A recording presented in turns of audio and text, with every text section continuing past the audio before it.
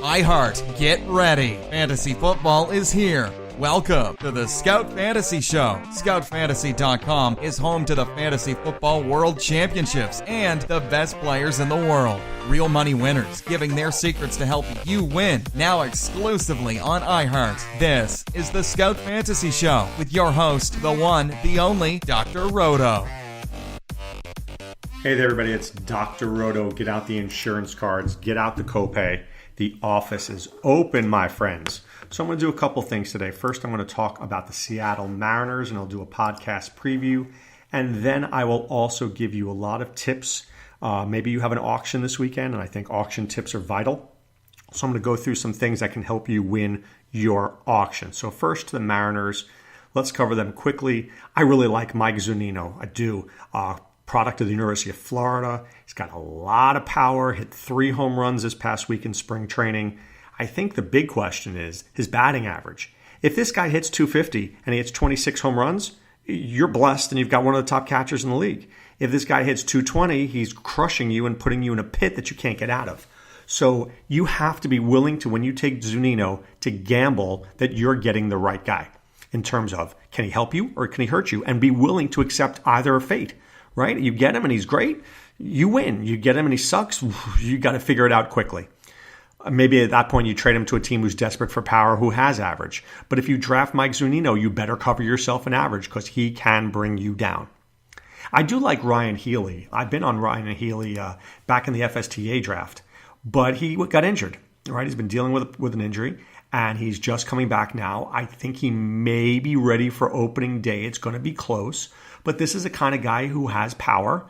And, the Mariners brought him in because to solve their problem at first base. Now, Dan Vogelbach is playing very well. And Dan Vogelbach might one day be their first base DH. But I think Healy's a guy who can play first. He qualifies at third. He's got a lot of power. Maybe he hits 6th, 7th in that order. And I think he can do a good job. So keep your eye on Healy, who I think you can get very late in drafts. I know we got him in the reserve round of Tout Wars. I mean, that's how his value has fallen. Don't you know it's Robinson Cano at second base? And there's just some other guys I like this year at second base. I like Dozier. I like Jonathan Scope a lot. Ian Happ is interesting to me. Jose Ramirez. So, in years past, it was Cano and nobody else. I don't feel that way anymore. But I feel that there's going to be one person in your draft who's going to take Cano because he's a Yankees fan, and he remembers the glory days of the Yankees, and he takes Cano in round 3, and that's cool. It's just not going to be me. I'm going to be the guy taking Jonathan Scope in round 5 or 6, and I'm going to get better numbers on a guy who has less value, who's valued less but can give me the same numbers. That's how I like to draft. Cano's good, but I'm not taking him where he's going to go. Now, if Cano falls in your draft, then I'm okay with that. But I think Cano falls in expert leagues. He doesn't fall in home leagues. You're sitting there in a home league. Trust me, he's not falling. In my expert leagues, we know better, and that's why you see Cano going in rounds 5 and 6. Jean Segura, big fan of Jean Segura. I just like the name Jean Segura, right? Guy can do anything. He can run, hit, score runs, hit for a little power. Can he stay in the field? If he can, he's a force. Been a little nicked up in spring training. You might be able to get him for a little value here. I like it. Let's keep our eye on Jean Segura. Kyle Seager's another guy who I think is very interesting because people are funny at fantasy sports. They want Alex Bregman because he's young. They want Rafael Devers because he's a baby, right? And he can be their guy forever. And they want to say, I had Rafael Devers, right? They want Josh Donaldson because of the power. All Seager does is produce year in, year out. He's not a sexy player, but he's a productive player. And sometimes productive players win you championships, right? Everybody's looking for Donaldson in round 2, Bregman in round 3. You can't take Seager in round 9? I think you can. I think you'll be okay with that. I do. I think you'll be okay with that. All right, the outfield. I'm not going to really talk much about Ben Gamel and Ichiro, who's like 1,000 years old, and Mitch Haniger, who I do like a little bit. Nelson Cruz. I know Ronas likes Cruz. I tend not to go for guys who don't play in the field. I like guys at my utility spot who qualify at more than one spot. That's just me. That doesn't mean the Cruz isn't a good hitter. And in DFS, I like playing Cruz a lot. He's just not a guy that I generally draft on my season-long teams. But I want to talk about D. Gordon for a second. Very important.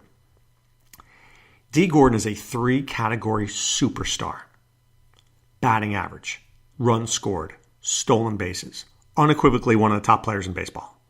But he can't hit a home run. He's not going to score not hit a lot of RBIs. So at the end of the day, you're getting a guy who's really amazing in 3 categories, which I think can help you in a head-to-head league.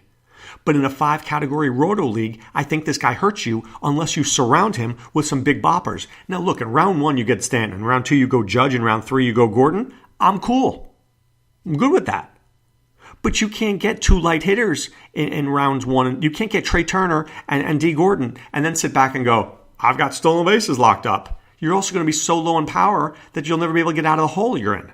So be very careful with D. Gordon. I like him in a head-to-head league where I can dump a couple of categories. I can dump home runs because I'm trying to win the other 3 categories. And Gordon is a guy who can help me do that.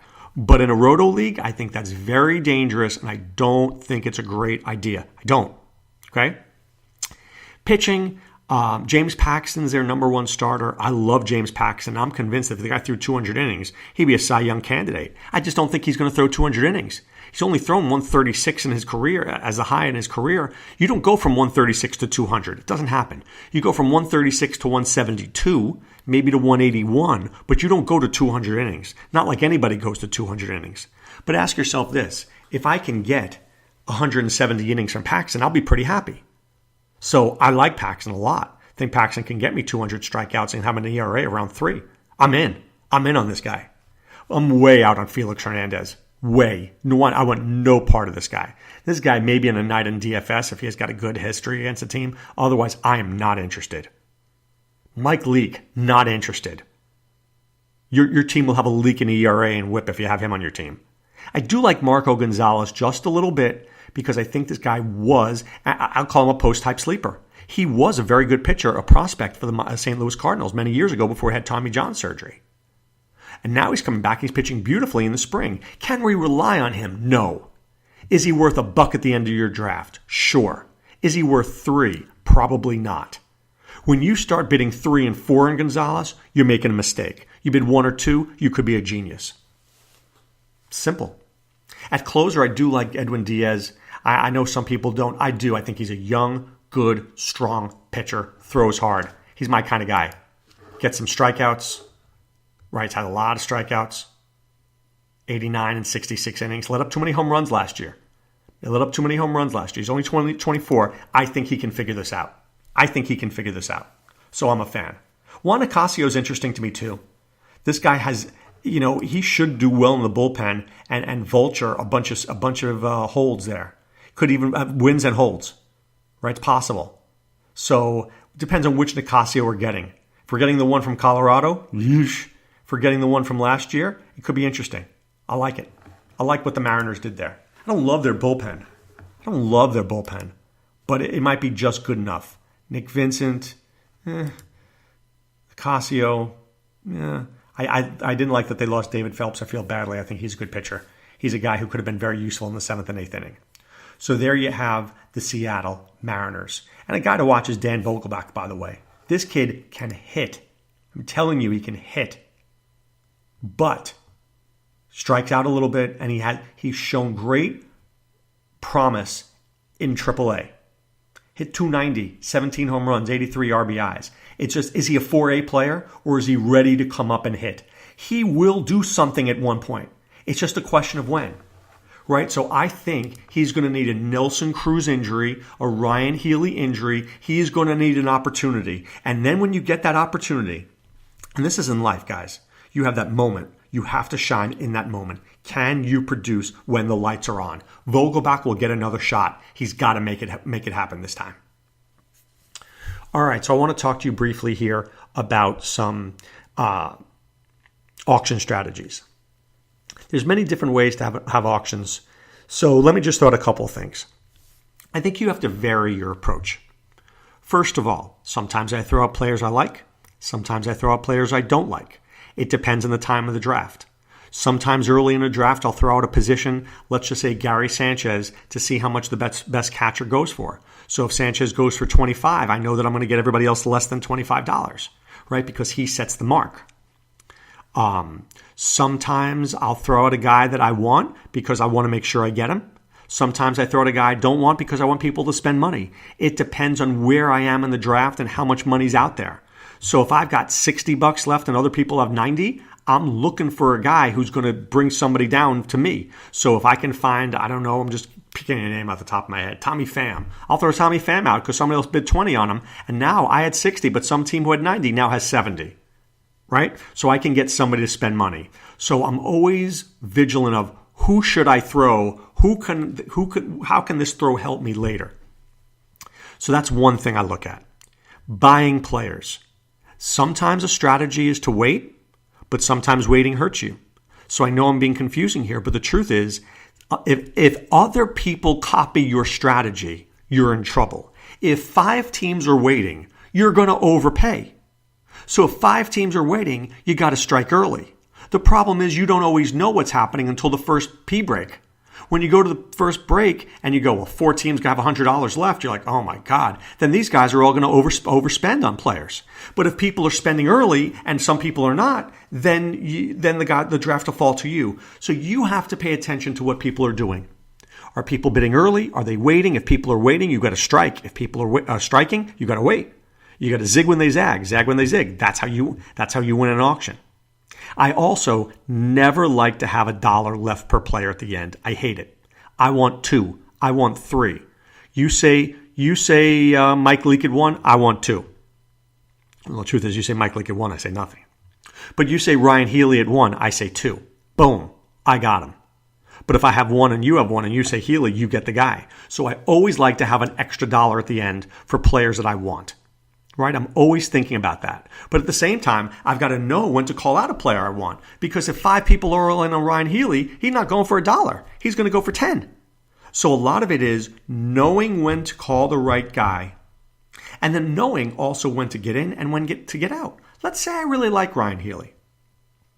But at $10, I'm getting out. Trust me, I was getting out of 3. But maybe I'm like, I like him, I'll go 4. I can't go 5 or 6 because he's not worth it. So don't get caught up in, I need this guy. I must have this guy. If you do that, you're going to lose in your auction. If you do that, you're already a loser in your auction. And I don't want that for you. Right? You have to be patient at your auction. I've been doing auctions literally for 25 years. And it's a lot of it is tells. I can watch what people are doing. How do they sit in their seat? Do they move their pencil in a certain way? It's like Teddy KGB eating the Oreos at Rounders. I'm all in. I'm watching it carefully. Right? So I want to know, is this guy willing to go an extra $1? Am I willing to go to an extra $1? Larry Schechter from Winning Fantasy Baseball won't bid more than the guy that he already values a player at. Right? He goes, no, I'm not. If I value him at $21, I'm not going 22. I don't say that. I'll go where I need to, but I'm not going to overspend because I'm getting into a bidding war. I'll get another guy. I also don't care about team. Oh, I'm a Yankees fan. I need a Yankee. No, I don't care. I don't care. I care about winning. If you care about the team, then you might not win your league. You bring your son to your auction and you're wearing your Yankee jerseys and, Masahiro Tanaka's name comes up. Well, Daddy, I love Tanaka. Well, what are you going to do? You're going to get Tanaka for your kid. And you're going to watch him, and that's how you're going to play fantasy baseball. There's nothing wrong with that. There's nothing wrong with that. You're just probably not going to win your league. To me, I don't care who I have on my team.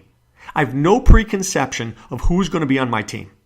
I have an idea of who I like, but I have before the draft starts, I didn't go, oh, this guy's going to be on my team. The minute I do that, I lose. The minute I do that, I lose. And I don't want to risk that. Right? I don't want to be so focused on one guy that I forget others. Okay? So at an auction, other things. Don't be the drunk one. Seriously.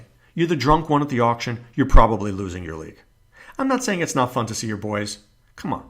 Hang out with your boys, have a beer at the draft, have 10 beers after. But during the draft, stay sober. I never understand people who are blitzed at their draft. I never get that. You wait all year for this moment, and you're blitzed? Seriously? Can't remember who you're drafting? And then you're like, oh, I like this guy's name. Ah, you're an idiot. Seriously. What are you winning? What are you winning? I'm here to win. Right? And then I'm going to have fun after. So be smart at your draft. Be smart at your auction. Don't worry about what other people are thinking. Worry about what you're thinking. Go in there with an idea. Go in there with 3 or 4 guys per position. Who do you want? If this guy gets taken, do you have a backup plan? If that guy gets taken, do you have a backup to the backup plan? Right? You have to have plan A through Z because anything can happen in an auction because you don't know what people are liable to do. You're going to get into a bidding war from Mike Zunino and now all of a sudden you're like, I got no plan. Well, you need a plan. Okay? Be very careful with that. So, go in. Don't worry about the exact player you're getting. Look for a bunch of players that you like. Make sure you get one of those. Because I can't tell you what time a player comes up. If Mike Zunino comes up early, he can go for $14. He comes up late, he could go for $8. Goes up very late, he could go for $16 because he's the last good player on the board. So I don't know when he's going to go. And I don't know how much he's going to cost. But you need to be flexible and ready. That's how you win an auction. And if you are having an auction, please go to scoutfantasysports.com right now. Take a look at our rankings. Bring them in there with you. The aggregate rankings, my rankings, Adam's rankings, Sean's rankings. We have rankings there for you. Check them out, scoutfantasysports.com. Also, I need you, if you're going to play MLB DFS, how are you not going to our site and signing up? $99.95 gets you the entire seasons of content with the optimizer. With an optimizer. Other sites make you pay for the optimizer. We don't. We're throwing it in. And the optimizer's on fire. So please be part of what we're doing at Scout Fantasy Sports. It's great. We're proud of the product, and we really want you to win. All right, time now to put away the insurance cards, put away the copay. The office is closed, my friends. And I'm going to the game tomorrow, taking a little Roto and my father-in-law. We're going to see the Red Sox play the Astros. That should be a very good game. And I'll report back on Monday if I see anything interesting to help you with your drafts next week. If so, I will be there with the latest info. All right, guys, this is Dr. Roto saying be well and take care.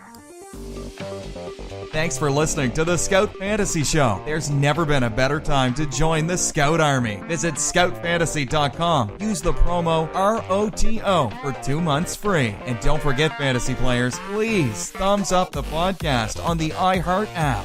See you next time. Go Scouts!